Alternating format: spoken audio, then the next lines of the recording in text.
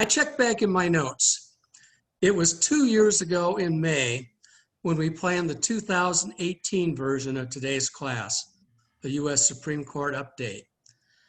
At that time, it seemed like a very straightforward, nothing out of the ordinary proposition. But then something happened right before that first class was held. Do you recall? Yes, it was the very contentious confirmation hearings for Judge Brett Kavanaugh. This year, it was in June that I asked Dr. Ryden about doing this fall's class. At that time, it seemed very straightforward, nothing out of the ordinary. But then something happened right before this class, something that really only amplifies the importance of our discussion today. Many of you know our speaker this afternoon. He's appeared at HASP on numerous occasions in the past, sharing his political expertise and providing his insights into our national elections and the U.S. Supreme Court. Dr. David Ryden has a BA from Concordia College in Moorhead, Minnesota, a law degree from the University of Minnesota Law School, and a PhD from the Catholic University of America in Washington, D.C. He is in his 27th year as a member of the Hope College Political Science faculty. In that time, he has published numerous books and articles on such topics as the Supreme Court and the electoral process, religious liberty, faith-based sector/governmental partnerships, and other questions at the intersection of religion and politics. Dr. Ryden is the author of the book, The U.S. Supreme Court and the Electoral Process, and most recently, Church and State Documents Decoded, an authoritative source for the understanding of the evolving political and legal relationships between church and state from colonial times to the present day. If you'll join me in a visual clapping of hands, let's welcome Dr. David Ryden, and we'll get started. Thank you. Okay, thanks, Brad. Good afternoon, everyone. Give me a thumbs up if you can hear me just fine. Okay, good. I'll assume, that I'm coming across loud and clear. My wife, who will, if I'm doing this at home, I'll be doing a Zoom presentation, and she might be overhearing me, and she will often chastise me and say, "You're shouting, you're yelling at the computer screen." So I sometimes feel like I somehow need to, somehow project further when I'm doing it to computer. So I'll try to speak at a normal voice. So yeah, logistically, I'm gonna ignore what Kim said. I wanna do it my way. So, because we have a lot to cover in a couple sessions. And I have a lot to say, of course, but you do as well. And I always enjoy this group in large part because of the interactive kind of conversational nature of what we do here. And I want to make sure we can emulate that as well as possible, even though we're doing this virtually. So my plan is to say a little bit about the events of the last few days. We could get embroiled in that, and that would be our class period. And I want to save that in large part to our second session. Today's session, I really want to focus on an overview of kind of the big cases. And I've got my top 10 cases from the 2019-2020 term.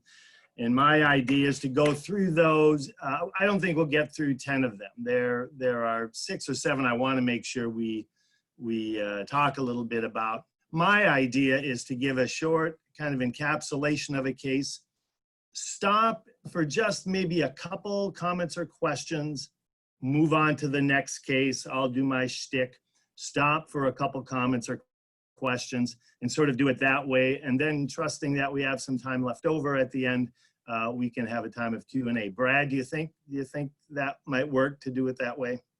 Yeah, I think we can handle that for sure. Okay, good. All right, so let me start with just some preliminary observations on the passing of Ruth Bader Ginsburg, and in particular what that means for the politics of the court, for the politics of campaigns and presidential and senatorial elections going on. I did a talk at a local church last week on the topic of Christian civility in the midst of polarization, right? In an age of polarization. And at that talk, I was giving a litany of the things that continue to drive us apart, right? That continue to render us such a deeply divided, tribally polarized country. And after that litany, I said, what else could happen? Well, and then we get the news on Friday night.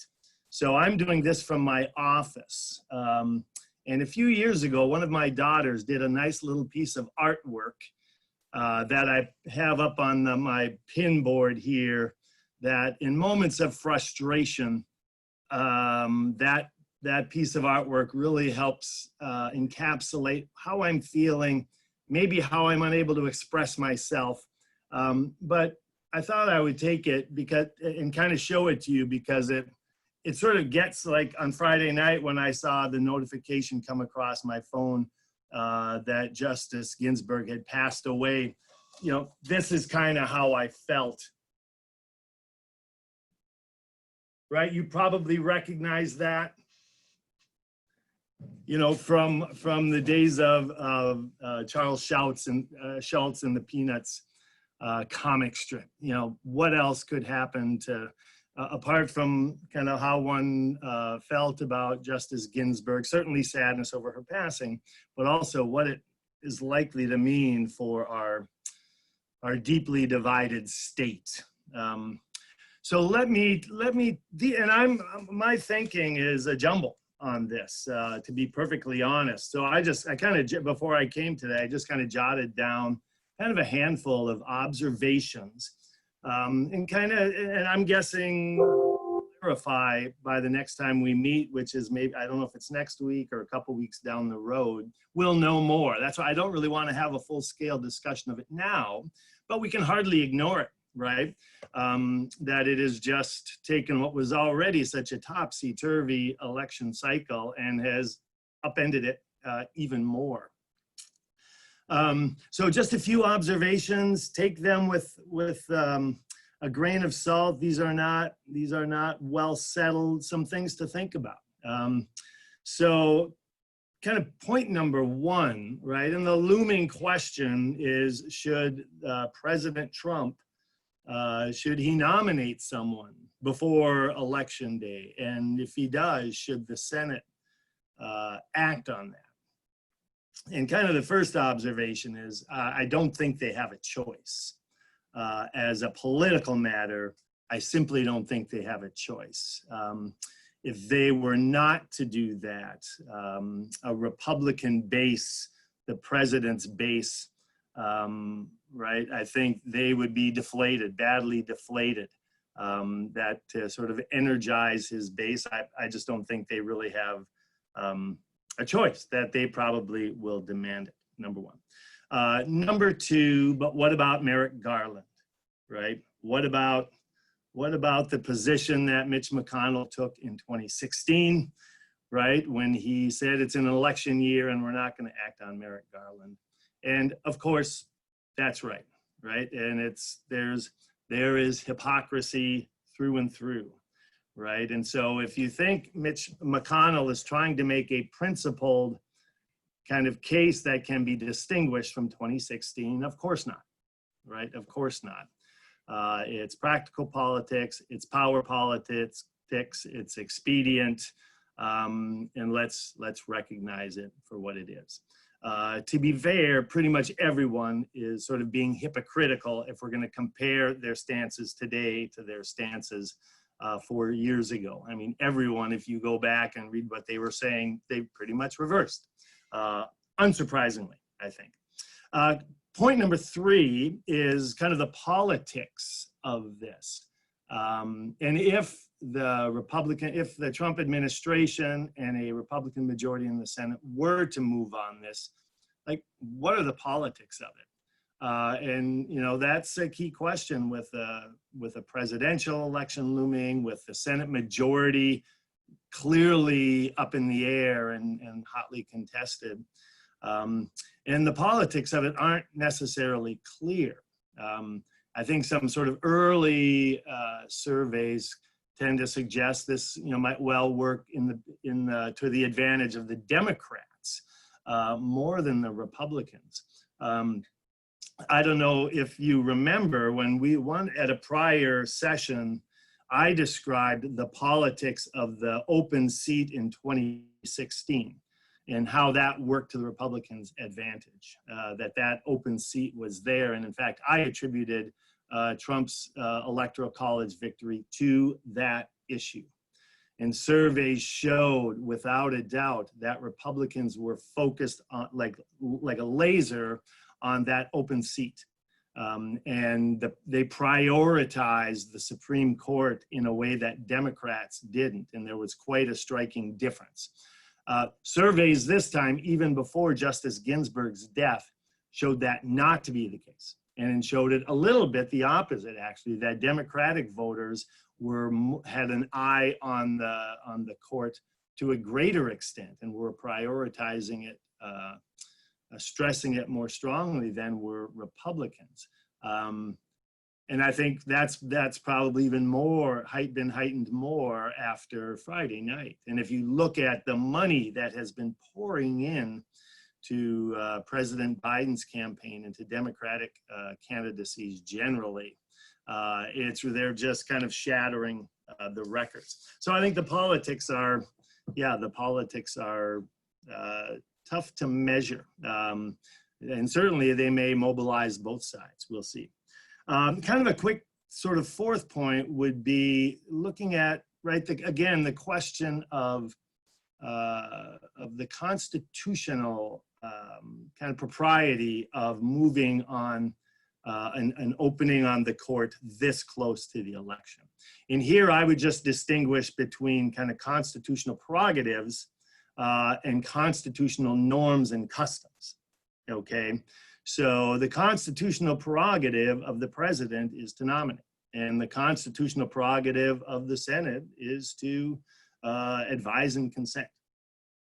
Okay, so they are empowered to do that, and the Constitution doesn't set time limits and it doesn't create exceptions. That's their prerogative, okay?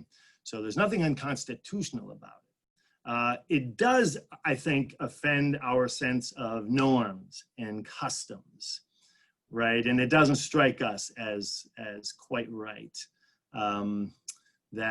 Customs and norms have been, when it's this close to an election, right? You want to take your time. You want to be able to vet a nominee. You want to have hearings with the Judiciary Committee. And having it this close to election and trying to ram it through seems to run afoul of kind of norms and customs, right? So I think kind of keep that distinction in mind. The larger point for all of us to think about, I think, is this process of Supreme Court kind of filling Supreme Court vacancies and how this is just one more ratcheting of the breakdown of the norms and the customs around how we do this. And you probably go back to the Robert Bork nomination in the Reagan presidency as one that really sort of kind of broke the mold. And it was sort of the start, right, of a breakdown in, deference to the president's pick. And then subsequently, there are additional breakdowns in those norms. We do away with the filibuster. We kind of remove any deference to the president's pick. It really becomes kind of raw exercises in power, to the point where it seems like the norms and the customs that once made this a relatively healthy process have completely broken down. And the $64,000 question is whether there's any way to rebuild those or regain those. I'm waiting for some inspiration that will give me some optimism. That's been eluding me. The outlook to me is pretty dark.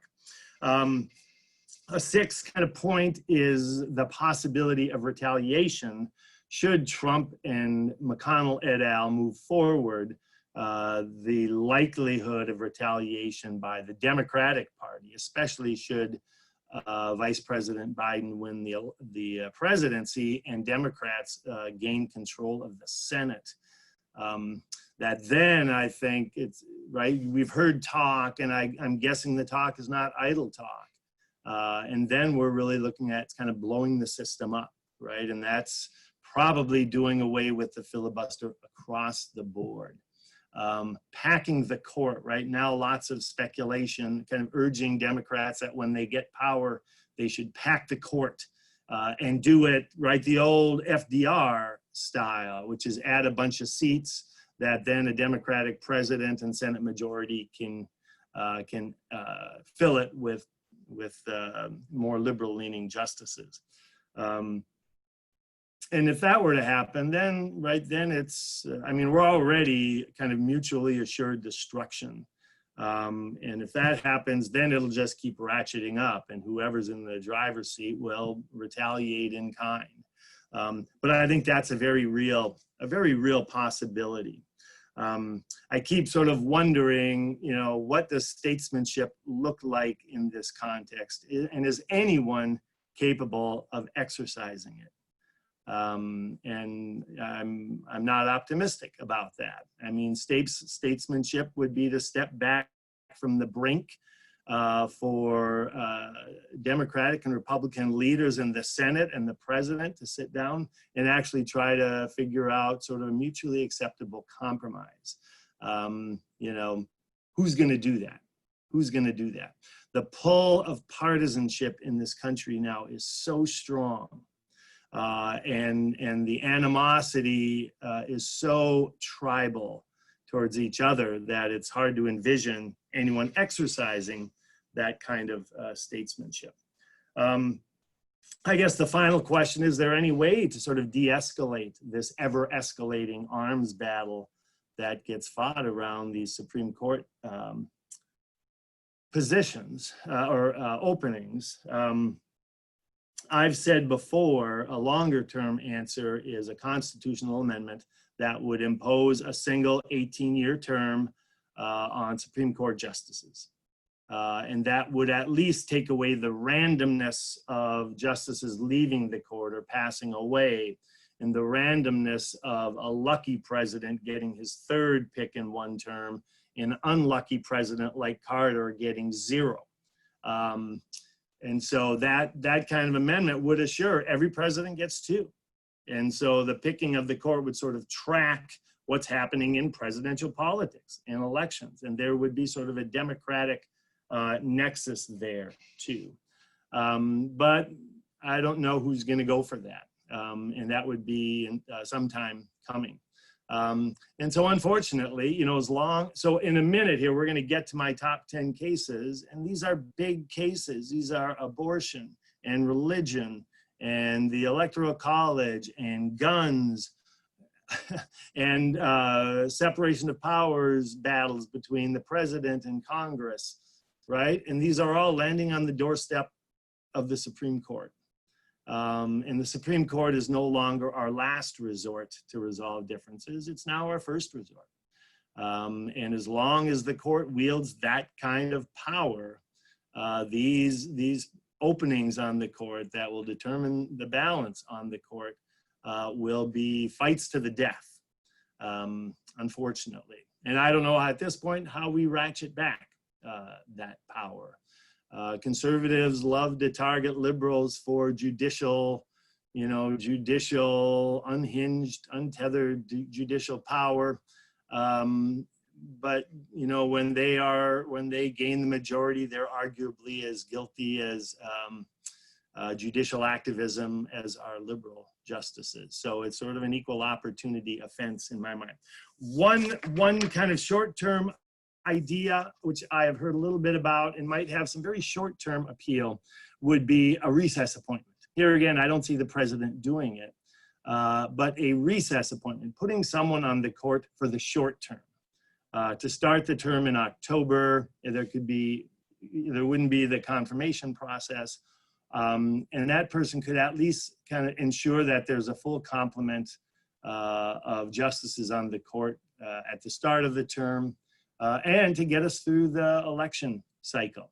I mean, I think there is lots of serious anxiety, if not something more, over legal knockdown, drag out legal battles coming out of this election, and especially with mail-in voting, and it's seemingly going to take a lot of time, and the possibility of a very close electoral college outcome, right? That some have said, we could get something quite feasibly that would make Bush v. Gore in 2000, look like a walk in the park. Would we want to have to endure that and try to resolve that with an 8-member court? So a recess appointment might have some appeal, but maybe too common sense for people to ever agree to do that. So what do I think? Bottom line, what do I think? I think at this point, I think my kind of ideas, thinking on this is still percolating. But I would be inclined to say the winner of, the parties make a deal, and the winner of the electoral college, they get to make the pick. This is an opportunity to give the people a voice. That was the argument in 2016. And I think it's the argument today. I don't think that'll probably ease the animosity and the tension and the controversy and chaos that is going to come from this. But that's what I would be inclined to do. So a couple quick comments or questions. As I said, I want to leave the majority of it for the next time we meet. But if there are a couple comments, or questions, I'd be happy to entertain those. Well, we have one question, which might be better next week, but I'll leave that to you. By what process could Congress add additional justices to the court? Right. It's Congress. The Congress is tasked with the oversight of the federal judiciary, and they have been since the outset. So there's long historical precedent for Congress, passing laws that alter the Supreme Court's jurisdiction, for example, either expanding or contracting the court's jurisdiction to hear different kinds of cases. That's Congress's job. The size of the court, there's nothing in the Constitution that is settled on 9 members of the court. And so the size of the court has changed as Congress has changed it. And they've changed it a handful of times. And sometimes it's been as low as 6, I think, or 7. Now, the last time that happened was in the 1860s. So we're talking 160 years ago, right? It's not a precedent that has been exercised in a long time by Congress, but they certainly have that power. So when I mentioned the FDR kind of court packing, that's what he tried to do in 1937, when he had an obstinate majority on the Supreme Court, full of libertarians who had been on the court for 30 years, and they were not going to sign off on his New Deal legislation that was really quite radical, right, in terms of expanding the power of Congress. And so FDR, who had just come off of a smashing re-election in 1936, kind of misread his mandate and thought he had the power to do that and would have the support of Congress. But it was Congress who had to pass the legislation. So FDR's plan was for every judge who was, I think, at least 70 years, 6 months old, the proposal was to create a new seat. Well, that meant 6 new seats, which then the president and a Democratic Senate would get to confirm. So that was a legislative proposal, right? Those doing his bidding in Congress drafted that legislation and tried to introduce it, and he got totally beat up for it. It backfired. It was one of the rare kind of political missteps by someone who normally had such sure instincts in terms of kind of reading the politics. So that's within, in terms of how we think about checks and balances, right? that, you know, the executive branch has the veto power over Congress, and the court has the power of judicial review over congressional acts and over executive action. And Congress has, right, their check. They can override a veto by the president, and then that oversight power with the courts, that's their power. And so they're rightfully tasked with, yeah, overseeing the structure, the authority of the federal judiciary. So that's a good question. Anyone else, or was that it, Brad? That was it. Oh, wait, what? Oh, No, we're good. That was it. okay. So folks, we can, if we get to the time of questions, if there's some time left, we certainly can, pick that up. All right, so what I thought I would do today, and this is just sort of kind of a nuts and bolts, going through the key cases in the 1919-1920 term. And it really was an amazing term for what ended up on the court's docket. And I remember thinking at the start of the term last October that here we are, it's 1919, right? We've had 3 years of the chaos and the conflict of the Trump presidency, right? And the court is taking on all these potentially kind of earth-shaking cases. What is gonna, you know, and we have a Republican majority on the court for the first time in decades, right? This could really be hugely controversial, and all this could be happening, and all these conservative results coming out in June and July, leading up to a presidential election. And I really expected the fireworks to fly, and they haven't. They haven't, despite some incredibly important, far-reaching decisions. And why? I mean, we can talk more next time we meet about the why, but just a couple of quick reasons. One is, what else is going on in the world, right? So honestly, I think the court's thunder was to a large degree kind of stolen by the pandemic, right? And racial unrest in the streets. And I mean, these other stories that just kind of were sucking the air out of the news cycles. And so that took away some of the thunder, but then more significantly, I think, is the court's work and the outcomes in these cases. And as we will see, it was a remarkable year in that this was not a earth-shaking term that resulted in all these conservative decisions, nor was it the opposite, that it was very much a mixed bag, and there was something there for everyone to love and to hate. And as we think about it, I like to describe this as the true arrival of the Roberts Court. And this term has the stamp of John Roberts on it. And John Roberts is a conservative, but more than a conservative, he's an institutionalist who cares about the standing and reputation of the court. And an overarching take of mine on this is John Roberts navigated what could have been a potentially calamitous term, navigated it with great sort of care and wisdom, and just sort of very clever. And I don't know if I should use that word with a Supreme Court justice, but it was very clever. And so, right, a lot of time, I mean, some of the shockers were decisions he wrote to be the fifth vote or the sixth vote for what were very liberal outcomes.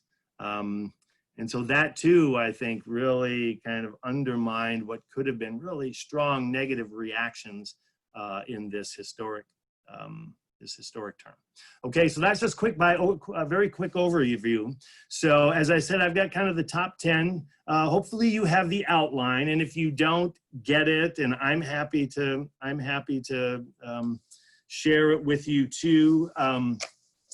But what I've tried to do in the outline, and what I would like to do, is just do a little mini brief of each of the cases, and we'll see how far we get and how much time we have. And so, here's the issue at stake. Here's what the court decided. here, a little factual kind of situation, and here was their decision, and here's the takeaway. Okay, and so on your outlines, that's what I've tried to do, and just to give you enough that you can take those notes home and pore over them. All right, so you'll be experts in the world of constitutional law. Okay, so let's jump right in. And as I said, I'll stop briefly after each one, and can entertain one or two questions with each one. Okay, I don't mind if we don't get through 10, because it's the first 5 or 6 I really want to make sure we touch them. Okay, so we're going to start easy. We'll start with less consequential stuff and talk about abortion. All right, because that doesn't get anybody riled up. All right, and so the abortion rights case, June Medical Services versus Russo, you know, this one it was eagerly anticipated if you were a pro-life person, and it was kind of dreaded if you were an abortion rights person. And so it was quite shocking when Chief Justice Roberts ended up writing the dispositive opinion, joining with the block of 4 liberals to strike down the abortion restriction coming out of Louisiana. Okay, so the issue at stake in the case, it involved a Louisiana law, and the issue was whether or not that Louisiana law, which required abortion providers to have admitting privileges at a hospital within 30 miles of the clinic where the abortion was being performed, whether that imposed an undue burden on abortion rights and hence rendered the law unconstitutional. And the court, by a 5-4 vote, said that it did, that it was an undue burden. That's the standard in abortion jurisprudence. And because it was an undue burden on a woman's desire to secure an abortion, the law was deemed unconstitutional. So the law it came out of Louisiana, it was passed in 2014. It was called the Louisiana Unsafe Abortion Protection Act. As I said, it required admitting privileges for a doctor or a provider at a hospital within 30 miles of the clinic where the abortion was being provided. Importantly, this case came relatively soon after, 4 years after, a very similar case down in Texas, which imposed essentially the same requirement. And that case went before the Supreme Court in 2016. It was called Whole Women's Health versus Hellerstedt. And in that case, it was 2016. So if you recall, Antonin Scalia had passed away in February of 2016. So the court was down one, okay? And yet the court arrived at a conclusion that that law, those admitting privileges, constituted an undue burden on a woman's right to secure an abortion, okay? So in this case, right, deciding a case very similar, there was a plurality opinion, and this is a little bit of kind of Supreme Court process and kind of an inside story. So the plurality opinion was the 4 liberals. A plurality is one short or short of a majority. So in this case, there were 4 justices joining Stephen Breyer's plurality opinion, okay? And the block of 4 conservatives dissenting, and then Chief Justice Roberts writing a concurring opinion, joining with the plurality opinion with the liberals in striking down the law, okay? And so a concurrence, somebody who writes a concurrence, they are concurring with the judgment.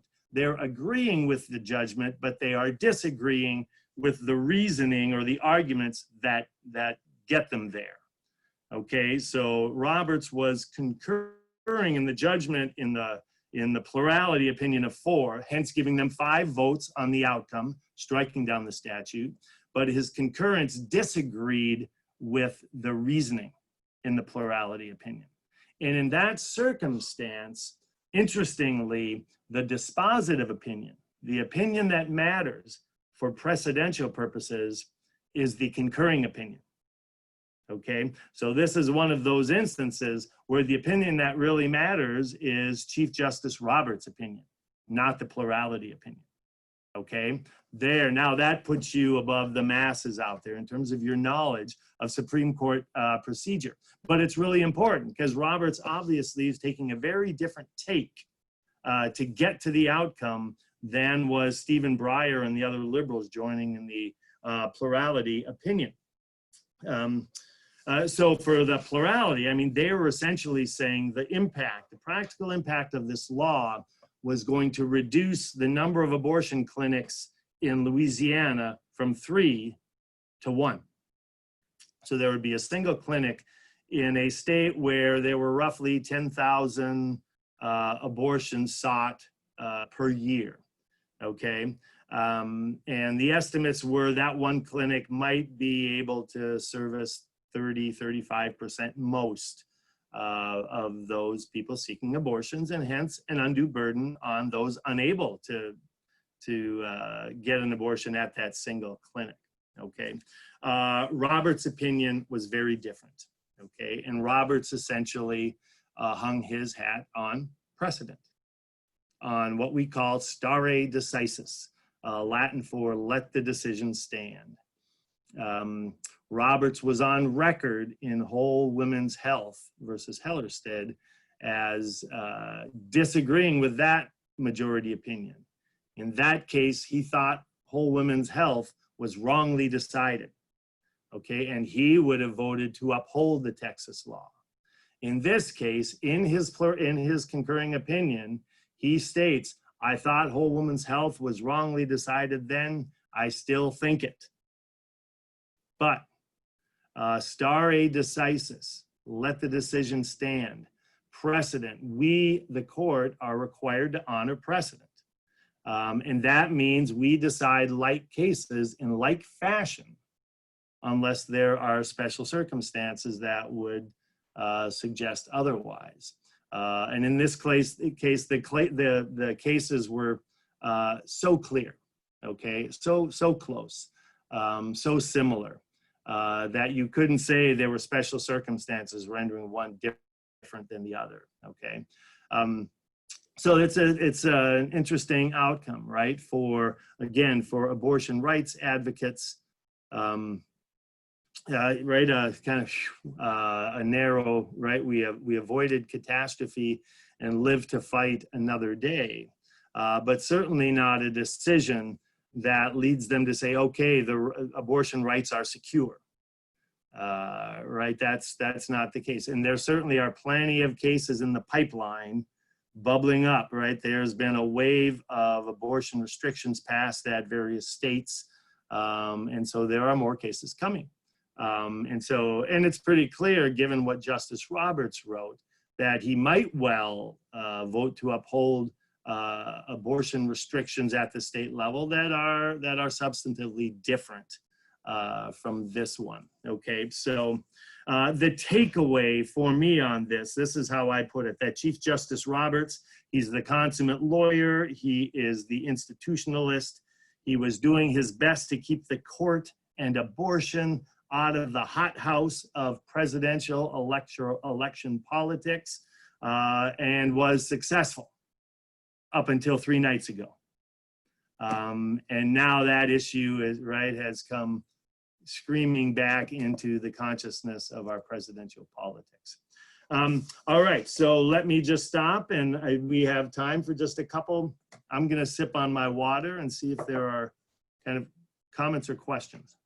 We have one question. This person's wondering if there ever have been any laws preventing or dealing with men's reproductive rights, so to speak. I don't know. Okay, fair enough. No. So if I don't know, I'm guessing not. I don't know for a fact, but I can maybe check for next time if I could do a little research and see. Yeah. Okay. Other questions?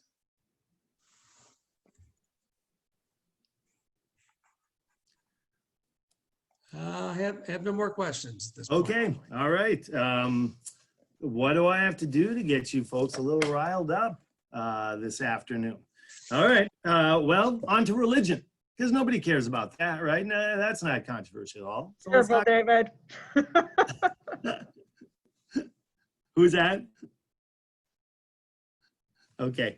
All right. Case number 2. That was just Kim. Yes. Harassing you a little bit. Okay. Case number 2, religion and aid to parochial schools. This is the Espinoza versus Montana case.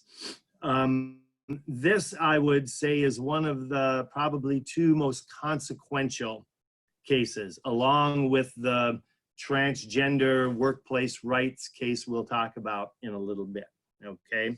And hopefully you'll be able to see why when we get to the end of this one. So this involved the issue at stake. It involves a Montana state law.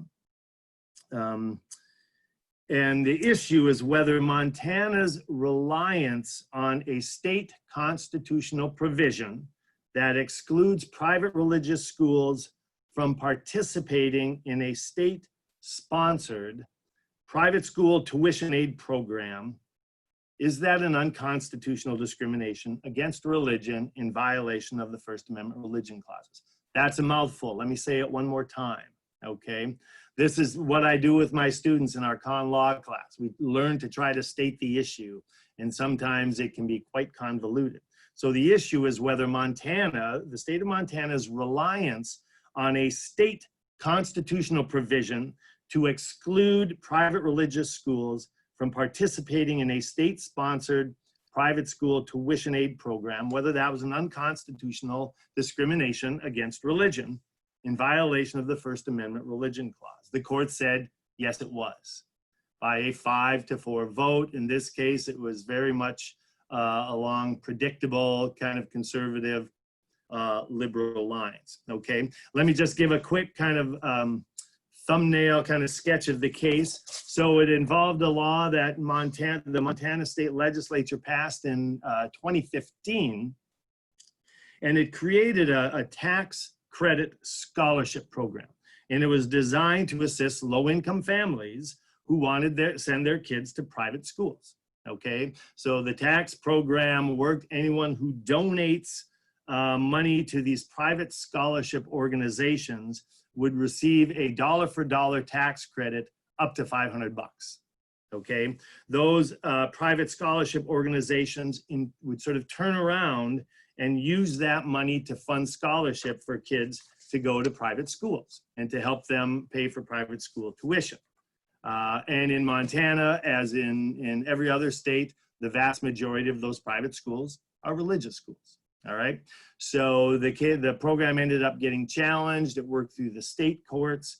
In 2018, the Montana State Supreme Court struck down that tax credit program, saying that it violated the state constitutional ban on public aid to religious institutions.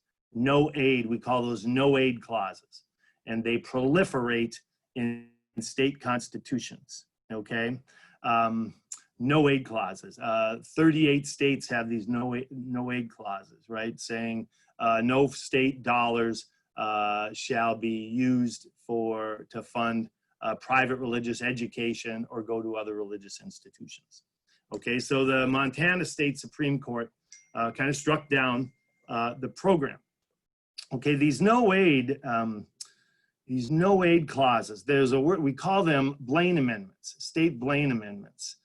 They're based on James Blaine, who ran for president in the 1870s, and he ran on a plank of sort of anti-Catholic sentiment. And he sought to amend the Constitution to deny public funds going to sectarian institutions. And for everyone at that time, sectarian was code for Catholic. Okay, he narrowly failed. That constitutional amendment to the US Constitution narrowly failed. And in the wake of its failure, the movement moved to the states. And the vast majority of states passed these no aid Blaine amendments. And many of them, so a subtext here in this case, was the charge of anti-Catholicism. that these no aid to sectarian institution provisions in state constitutions were motivated by anti-Catholicism. Okay, so that was sort of a subtext, a historical argument at the Supreme Court about sort of what were the motivations behind this Montana no aid clause, the state Blaine amendment. Okay, when the case went to the Montana State Supreme Court, they struck down the whole program. Okay, so the state of Montana had passed a rule that said that based on that state no aid clause, right, that this scholarship, this tax credit program, it could still exist, but none of the money could go to religious schools, could be used by families who wanted to send their kids to religious private schools. So then when it went to the state Supreme Court of Montana, they struck down the whole program. They threw the whole program out. And so in response to that, several families, a handful of families who wanted to send their kids to private parochial school brought a lawsuit. And that's what kind of worked its way up to the Supreme Court and resulting in a 5-4 decision. So Chief Justice Roberts writes the opinion, and the essence of the opinion is that the state violated these families' free exercise rights. And the language is they denied them what was otherwise a public benefit because of their desire to use that benefit to go to religious school. Okay, and so it was viewed as denying someone a public benefit for religious reasons, and in the process demonstrated a hostility to religion or discriminated against religion. Okay, there was, I'm sure you've long since forgotten this, but the last time we convened a couple of years ago, there was a key precedent that was the kind of the basis for this one. Okay, and that was the Trinity School case. And that case involved, I think it was in Missouri, that case involved a public grant program where the state provided grants to fund the recycling of tires, old tires, that then would be used to resurface, provide this nice kind of spongy surface for school playgrounds. And this private parochial school, Trinity School, they submitted a grant. It was ranked very high. It was a great grant proposal. They were denied that because they were a religious school. And so they sued in 2017. The court sided with them by a 5-4 vote. And again, that principle was they can't be denied a public benefit, what is an otherwise a regularly provided public benefit because of their religious character, that they are entitled to even-handedness, equal treatment, neutral treatment, and in that case, that denied them that equal treatment. And so Roberts relied on that case in this case. It's an extension of that rule from the Trinity case, because of what was at stake and what was being funded by those public dollars, right? In the Trinity case, what was being funded, right? Putting in a nice, safe playground surface, you know, at a school. So nothing inherently religious about it, right? In this case, what is being funded, right? Christian education. And so here it was an extension, an advancement of that rule, because here neutrality meant the public benefit could be used for families to send their kids to schools where religious education was taking place, right? Where there was an advancement of religion. So when I say this, kind of thinking about the takeaways here, right, I would argue this is one of the most consequential for several reasons. So number one, government cannot evidence hostility towards religion. It's got to be neutral and even-handed in treating them. That means these no aid clauses, these state Blaine amendments, I think are close to being there on life support, if not dead. Okay, and that could have pretty dramatic consequences. Certainly it's an exciting outcome for school choice advocates. But even more significant, I've done a lot of work on partnerships between government and faith-based providers, faith-based nonprofits, right? Those no-aid Blaine amendments have been used at the state level to deny government bringing faith-based nonprofits into their kind of realm of providers and partners. And it could have dramatic consequences in that realm as well. So this is a big one. So that's kind of what I have to say about that. Any quick kind of thoughts or comments? We got a couple questions. First one with regard to religion. What if I have a Muslim school?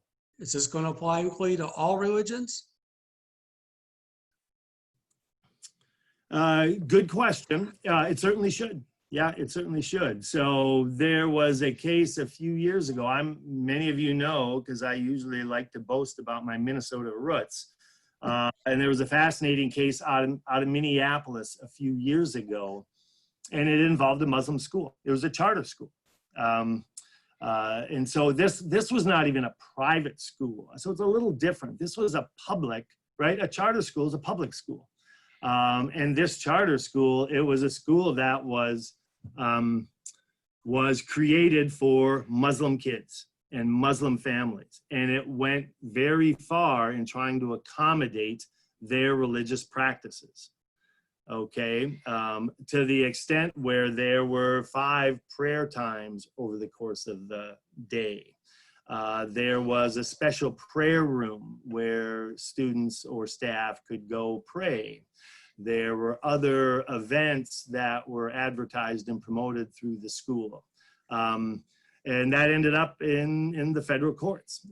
It was ultimately struck down, not because of a lack of neutrality, but in fact, because it was viewed as going too far in advancing kind of the Muslim religion and using public funds to do that.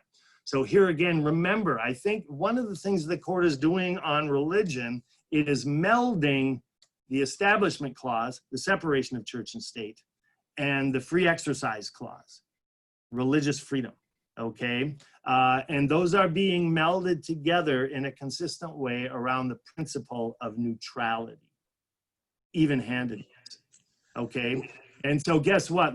Kind of more liberal people who are really purists on separation of church state, they don't really like that as an approach to the Establishment Clause, because it does mean religious institutions can benefit from public funds.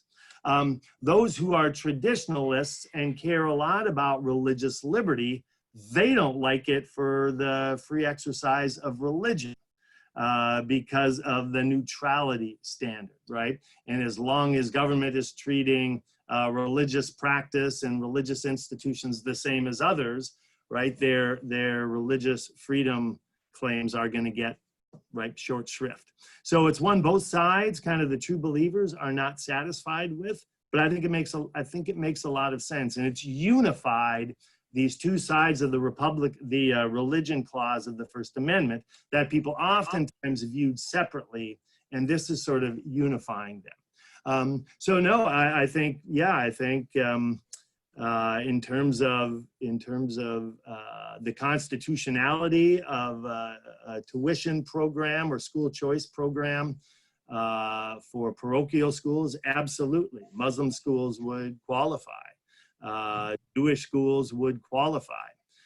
If you start picking favorites, it is clear, and it's clear with every judge, that would run afoul of the neutrality principle.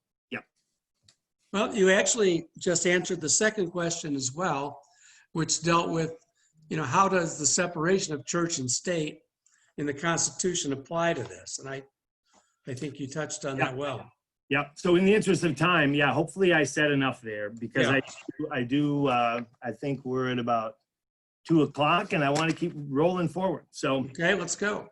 Okay. So case number 3, and this one involves religious school autonomy in the realm of hiring and firing. Name of the case, Our Lady of Guadalupe School versus Morrissey Beru. And the issue involved what has come to be known as the ministerial exception. And the issue is whether state-run, church-run rather, or religiously affiliated schools, whether they're entitled to a religious exemption called the ministerial exception that protects them against lawsuits for wrongful termination under federal anti-discrimination law. Okay, does the ministerial exception protect church-affiliated schools in their hiring and firing decisions under federal anti-discrimination law? And in this case, the court by a 7-2 vote said, yes, they do. Okay. These cases involved consolidated cases. In both instances, these were fifth grade teachers at Catholic schools. One was let go and she claimed it was a result of ageism. The other one was let go. She claimed after she told them she had cancer and was undergoing treatment. Both of them ended up suing their respective employers, and the schools invoked the ministerial exception. Okay, that ministerial exception goes back to 2012. And the Hosanna Tabor case is the key precedent. That was in the midst of the Obama administration. It involved a Missouri Synod church-related school, and one of their teachers had the title of minister. And she had some issues, health issues, was let go. She filed a lawsuit for wrongful discrimination under the federal anti-discrimination law. And the court unanimously, 9-0, said that that church-affiliated school was protected against lawsuits under federal anti-discrimination law. And this idea was a minister, right? A minister who is tasked with ministering, with carrying out the religious mission of the school. And when it comes to that religious mission, right, schools have, then the separation of church and state gives them the autonomy to make those decisions, those personnel decisions and other sort of governing decisions that are important to their mission.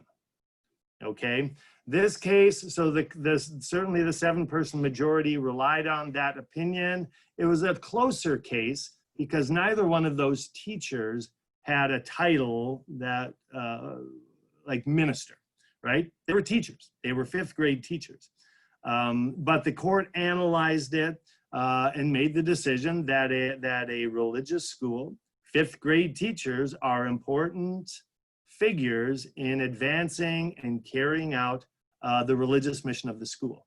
And hence the ministerial exception applied, okay? So let me see, what did I have for my sort of takeaway on that? Yeah, the broadening of the ministerial exception and certainly, right, sort of a energetic defense of the autonomy of religious institutions to make decisions that impact their mission. And then finally, right, the court took sort of a pragmatic approach to like, what's a minister? And it wasn't a formal approach based on title, okay? In the interest of time, I'm gonna try to get at least to a couple more and then we'll, sorry, phone ringing. I'm not gonna answer it, ignore the dial. It's probably my spouse with the grocery list, so. You know, I think that happened last time too. Did it really? Oh, okay.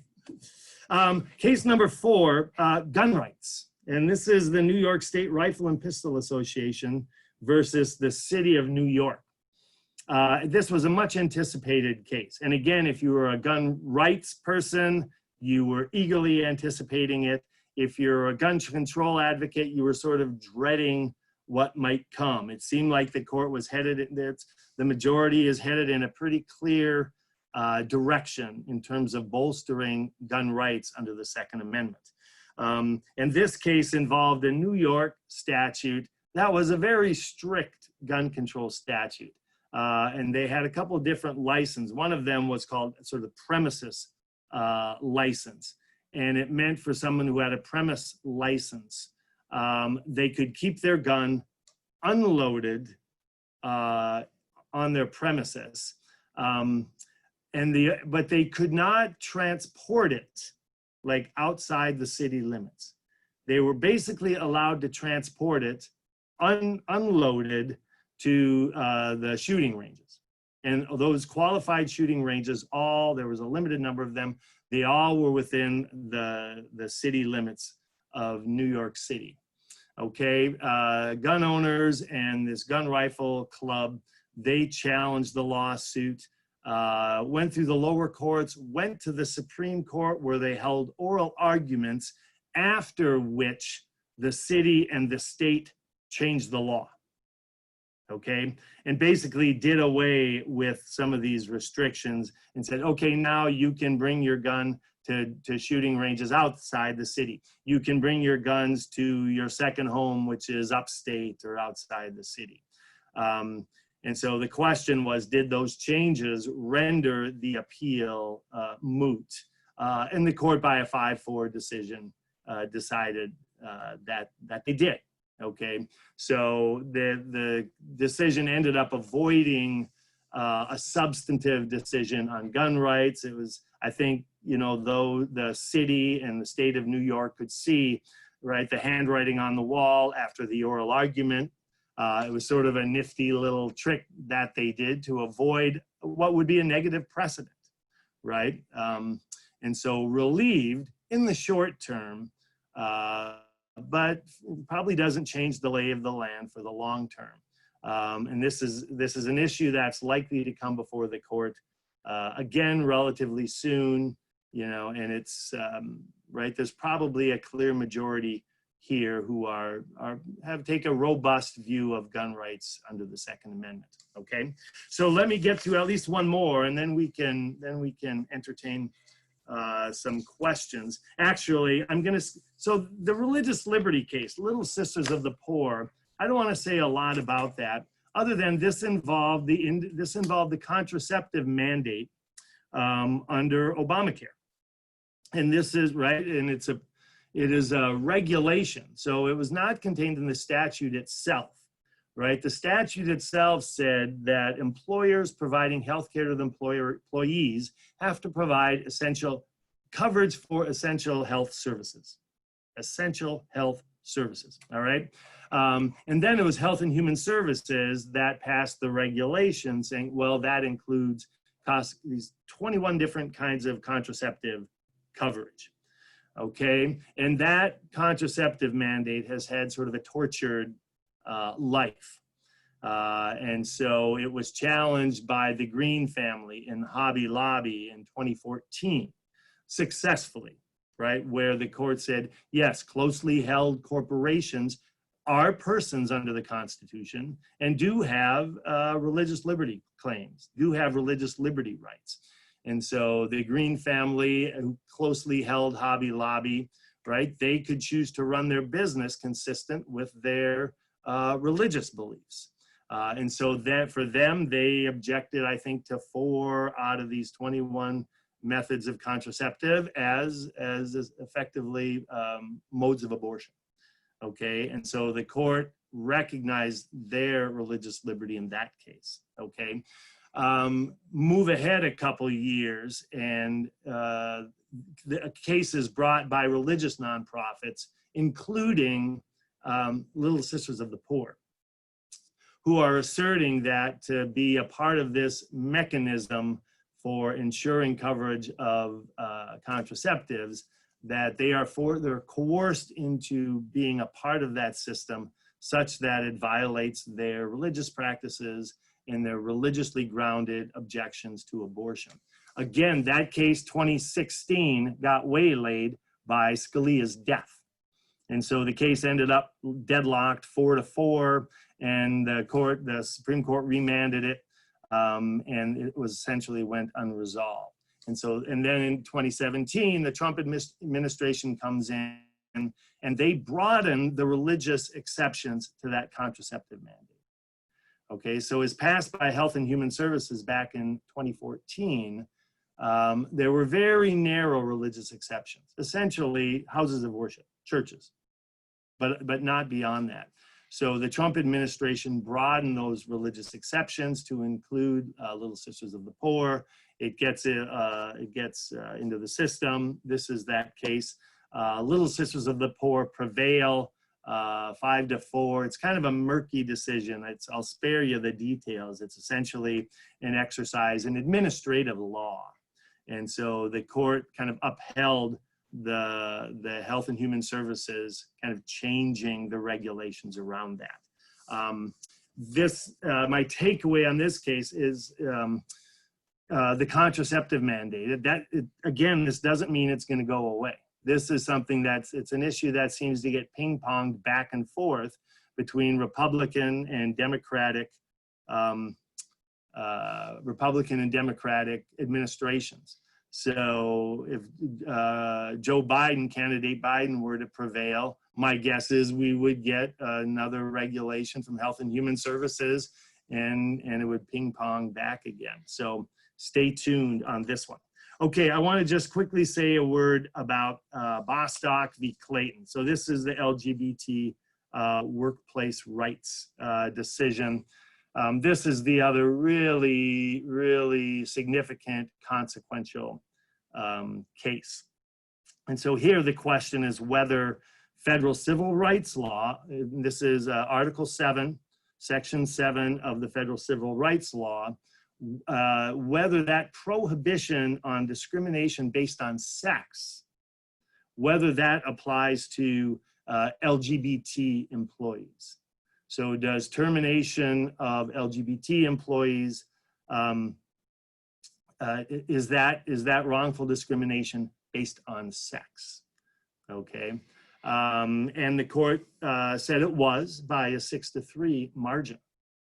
This is an interesting, I note as an aside, there was a local connection to this case. And actually, folks we know from our son's school, our family to the Harris Funeral Home over on the other side of the state, who were one of the defendants, who was the defendant in the case where a transgender woman transitioned from a longtime kind of male employee who transitioned to female and lost her job. And so that's just kind of an interesting side. I'd like to hear them talk about the case. Interesting case, surprising case in that this was a 6-3 decision with the opinion written by Neil Gorsuch and joined in by Chief Justice Roberts. So two of those we think of on the conservative side kind of joining with the 4 liberals. And it was just a classic case, again, without getting too mired in the details, of attention to text over attention to intent, right? So here's a good lesson, because conservative jurists are not conservative in the same way, okay? And so there are textualists and there are originalists. And originalists really care about the intent behind a provision, a statute or a constitutional provision. It's the history of it that matters. The original history or intent behind it. Textualism is different. It's the text that matters. Both are ways of trying to kind of keep courts connected to the authority for what they're deciding, but in different ways. And so here Gorsuch said, intent didn't matter. Almost surely the Congress who passed this law in 1967 did not intend it to apply to gays or to transgender individuals. Pretty clear, right? But the text is such that it would include them and they are kind of subsets or categories of sex, okay? So a really kind of a fascinating case. I think a case that is clearly gonna have broad implications. The Gorsuch opinion did a couple interesting things, kind of as he attempted to kind of limit the reach of it. He did say, you know, that at least for, right, those transgender questions around same-sex bathrooms or locker rooms or at high school athletic competitions, that those were cases for another day, okay? That those are, whether this got extended to that, those would be Those would be argued in the future. And then the other thing was, right, this conflict between LGBT non-discrimination and religious liberty claims, which is this huge and ever mushrooming conflict. And Gorsuch was careful to note that the defendants in this case did not raise religious liberty arguments. Okay, they did not argue that their religious freedoms allowed them an exception under the federal anti-discrimination laws. And so that question, right, the question of religiously based exemptions to non-discrimination law, you know, that remains to be seen. That's an open question, okay? Somebody had asked that they wanted to hear about DACA. Just real quickly, right, I can give you a 2-minute synopsis, right? So this was President Obama's, the order that he issued in 2012, which created the DACA program, or Deferred Action for Childhood Arrivals. And the day Trump came into office, he was eager to undo that. There was a sense among the Trump administration and among conservatives generally that there were problems with what the Obama administration had done. And in terms of the Obama order, right, the key issue was this, you know, the president in the exercise of executive orders is not free to just make new law, okay? That the restriction on executive orders is that the president is using those executive orders to implement or to carry out or to execute or to enforce existing laws passed by Congress, okay? And there was an argument, and it's a pretty strong argument actually, that what the president did, President Obama with DACA, was not enforcing existing immigration law. It was very much sort of a new law, okay? So it was probably subject to undoing by the next administration if they had done it the right way. And the Trump administration failed to do it the right way. And I like to think of this case as an example of sort of the Trump administration, their inclination to shoot themselves in the foot. Okay, so the opinion, here again, this was Roberts joining with the liberals to strike down the Trump attempt to undo DACA, okay? And essentially said, you did it the wrong way. You did not do this by following the rules of administrative law. And if you're gonna undo it, you have to give well-reasoned arguments and rationale for doing it, and you failed to do that. And it was really kind of a slap of the wrist on the administration for not for lousy lawyering, right? Failing to do something, in the ways that are prescribed by the Administrative Procedure Act, which administrative agencies have to abide by that. Once again, it's sort of someone like Trump who's always such in a hurry and pushing things and doesn't really pay attention to kind of the niceties of the law. So interesting case for that reason. Okay, I do want to leave some time for comments. So I'm gonna put my notes aside and turn off my mic for a bit. And so Brad, I don't know if you want to read some questions. Sure. I'm curious about one thing though. You're getting a lot of reaction to this whole thing of separation of church and state and religious liberty. And it seems like this is more and more a current thing than it was years ago. Is that right? Or has this struggle been going on and that conflict for a lot longer than Donald Trump and what seems like modern times? Yeah, so great question. So the history of it, and it's because it's a fascinating history, right? The history of church-state separation, by and large, was non-existent until 1947. It was a dormant clause in the First Amendment. And then in 1947, the Everson case, and you get some sort of revisionist creative history by Justice Black, and he sort of opens the door And so since from 1947 on, the notion of kind of separation of church and state, it's kind of been with us since then. And I mean, more ink has been spilled, more trees felled to publish books that have gone on and filled shelves on the library to try to resolve this understanding of church-state relations, and done it with less clarity. There's no other issue that's engendered more confusion.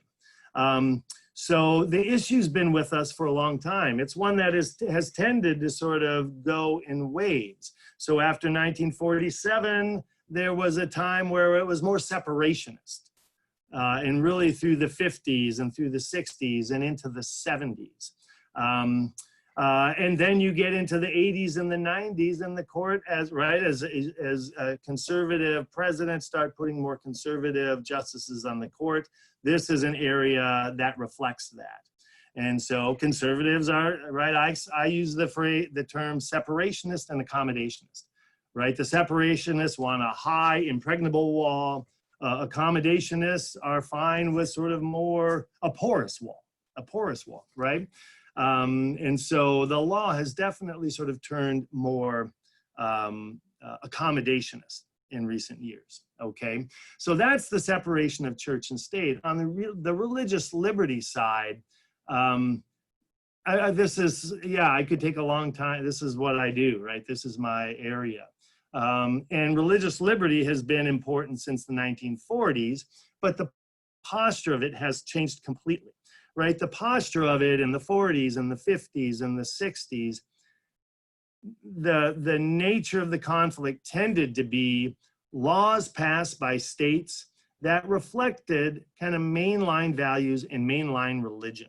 So you would see conflicts between laws that sort of reflected Protestantism or Catholicism, and they imposed upon the practices of more marginal kind of faiths that were more on the margins. And so you'll see cases involving the Jehovah's Witnesses and the Amish and the Mormons and things like that, right? The modern era, if you jump ahead to the 90s and the 2000s, the posture is different. Okay, and the posture is, and it is related to, right, a culture that has very much changed and is less friendly even to the mainstream religions. And of course, you have all this sort of division and fragmentation, right, even within Catholicism and Protestantism. Okay, so now it's no longer just, right, the Jehovah's and the Mormons and those kind of on the margins objecting to mainstream values in statutes or programs that come out of the state. Okay, it's conflict now between those mainline kind of mainstream faiths and cultural values that are different. Okay, so that's really interesting. And so given the cultural currents, this, especially in the last 2 decades, this has just exploded. So absolutely, on the religious liberty side, it's been with us for a long time. It's morphed, it's evolved, and it's turned into something that is, and it's much more fundamental in terms of the divide, which makes it a much harder thing to reach a compromise on. And so it's been very much fought as sort of win-lose, zero-sum. It's not one where we've striven for reasonable compromise. I hope that makes sense. Yeah, it does. An interesting question just popped up. Do you know how the French interpretation of separation in church differs from ours in this country? She goes on to ask, we seem to assume any religion is a value. They seem to believe that no religion is a legitimate stance. I had no awareness of that. It just... Yeah. I'm not a comparativist. Okay. Yeah, I don't want to speak out of school. You know, I've heard of stories from Europe and from France, but I'm going to take a pass. Yep. Okay, fair enough.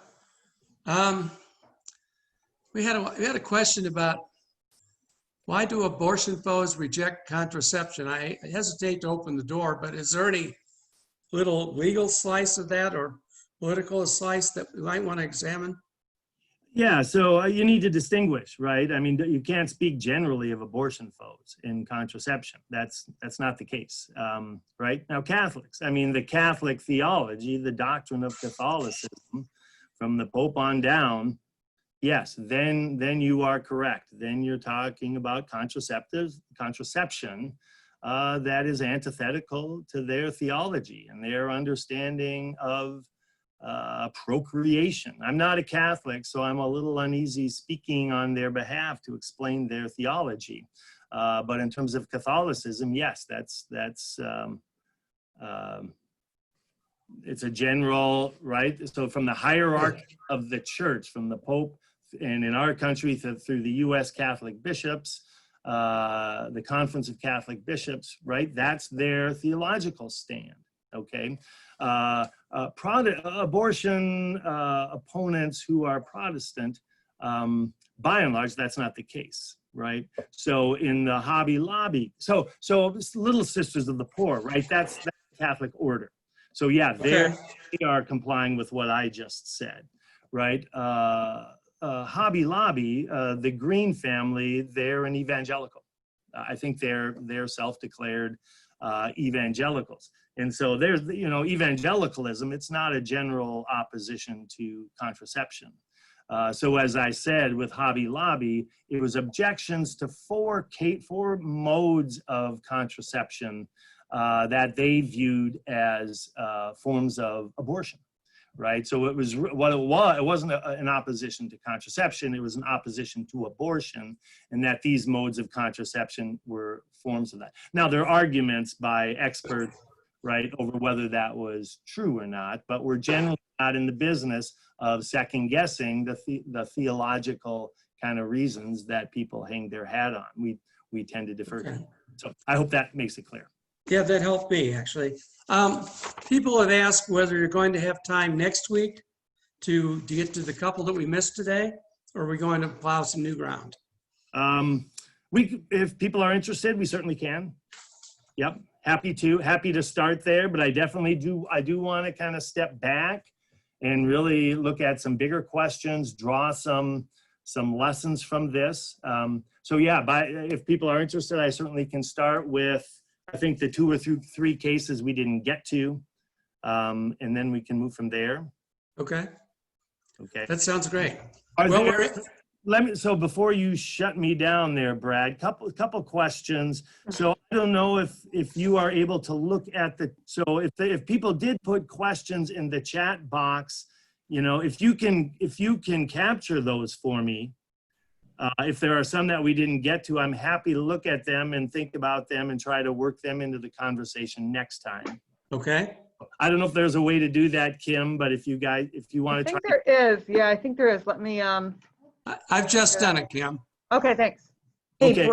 Brad, could Yes. you also, Sorry.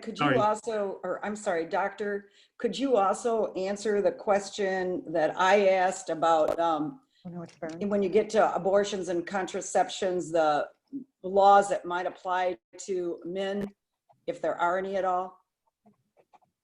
Yeah, I think I did. I said that's beyond mine. There are none that I know of. Same person, Vern Borsma. Yeah. Running an errand when I thought you said you I might. kind of begged off on that one. Yeah, because I honestly. Oh, I thought you said you might look into that further, but. Oh, okay, I can try. Yep. So, and I would ask folks, yeah. So email ryden@hope.edu, ryden@hope.edu. I always throw this out there. Send me questions if things occur to you in the interim. I want to make when we have the luxury of a second session, I want to make that as applicable to what you all are interested in thinking about. So please take that to heart, and feel free to send questions or comments along the way. Well, thank you very much. This has been very enlightening. It's been a good afternoon. Time well spent. Thanks, David. You done? Okay. See everybody. Thank you. See Kim, are we in a couple weeks? I'm trying to remember. We're Hold on a next week. Are we Next next week? Same time, Here. same station. Okay. We'll see And you I next think your elections one is later. week. Okay. Yep. Great. Right. Okay. Good deal. See you guys. All right. Bye, Thank you. Yep. Goodbye, everyone.